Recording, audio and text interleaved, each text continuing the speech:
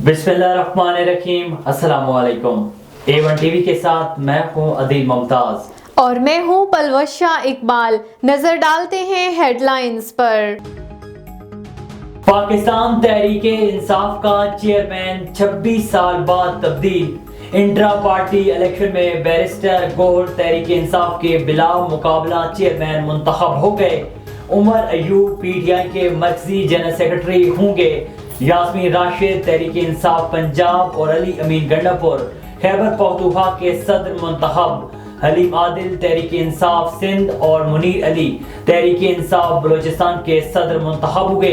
PTI के chief election commissioner न्याजुल्ला Niazi ने intra party election के नताइज का ऐलान किया। तहरीके इंसाफ के बानी रहनुमा अकबर एस बाबर का PTI के इंट्रा पार्टी इंतखाबात इलेक्शन कमीशन में चैलेंज करने का ऐलान। बोले, दावा किया कि हाई कोर्ट के फैसले के बाद वो PTI का हिस्सा और बानी रहनुमा है।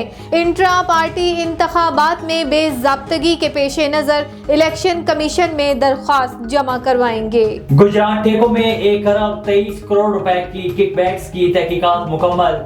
नैब ने परवेज लाई और मोना सिलाई के खिलाफ रेफरेंस दायर कर दिया। नैब रेफरेंस में कहा गया है कि परवेज लाई ने ओहदे का नाजायज इस्तेमाल करके किकबैक्स और रिश्वत वसूल की। गैर कानूनी तौर पर 116 तरक्याती स्कीमें मंजूर करवाई। मोना सिलाई ने 10,61,000 यूरो गैर मुल्की अकाउंट में जमा करवाए।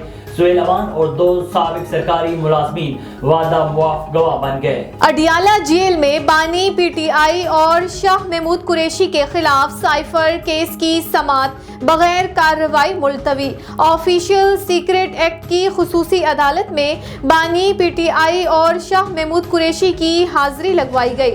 वकला के साथ अलीमा खान और बुशरा बीबी भी अडियाला जेल पहुंची। अदालत साइफर केस का ट्रायल 4 हफ्तों में मुकम्मल करने का इंदिया दे चुकी। और आइंदा इलेक्शन के लिए नून लीग के उम्मीदवार कौन होंगे? मॉडल टाउन सेक्रेटेरिएट में नून लीग पार्लिमानी बोर्ड का इजलास जारी।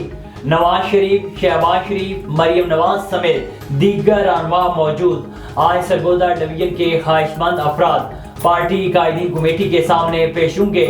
मरियम औरंगजेब का कहना है कि नून लीग पार्टी टिकट होल्डर्स का इंतखाब करने वाली पहली जमात है।